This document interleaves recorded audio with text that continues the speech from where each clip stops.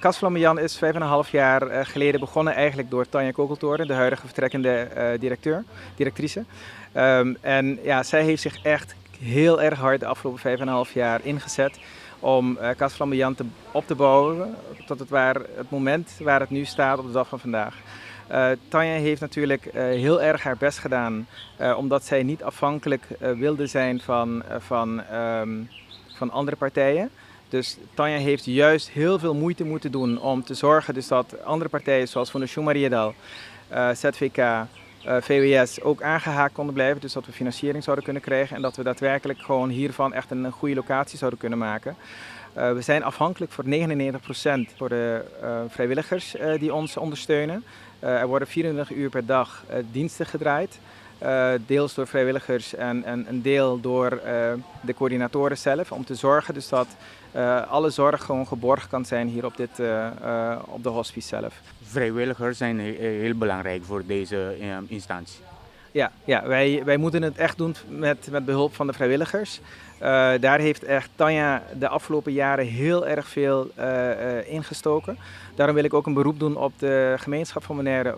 Als je graag vrijwilligerswerk wilt doen en je wilt opgeven, dan kun je naar onze website gaan van Cas Flamboyant. En je kunt ook eventueel een dagje mee kunnen lopen of mee komen kijken om te kijken hoe het hier is. Om zelf ook aan te kunnen melden als vrijwilliger zijnde.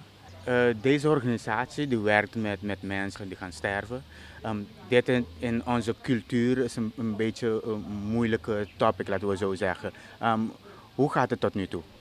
Ja, je merkt inderdaad dus dat het in de Bonaireaanse gemeenschap, maar ik denk sowieso op de Antillen, een moeilijk onderwerp is.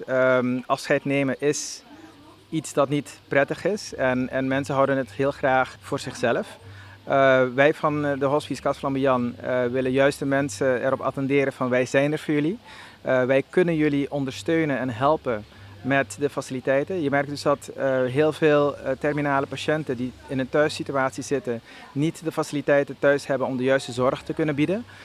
Daarvoor hebben wij dus Cas Flamboyant opgezet en opgericht om te zorgen dus dat wij de zorg die niet bij de mensen thuis zou kunnen plaatsvinden, hier zou kunnen plaatsvinden onder de juiste omstandigheden. En tegelijkertijd ook om de familie te begeleiden in het laatste traject van de terminale levensfase van de bewoners hier.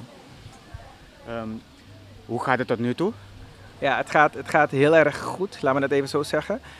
In de zin van mensen weten ons steeds beter te vinden.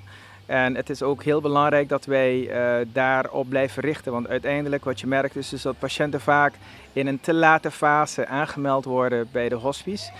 Dat houdt in dus dat eigenlijk de familie dan vaak al oververmoeid is van de zorg die geleverd moet worden. Wij hebben hier vrijwilligers die 24 uur per dag klaarstaan voor onze terminale patiënten. En het is dan ook heel graag een beroep dat ik wil doen aan de gemeenschap.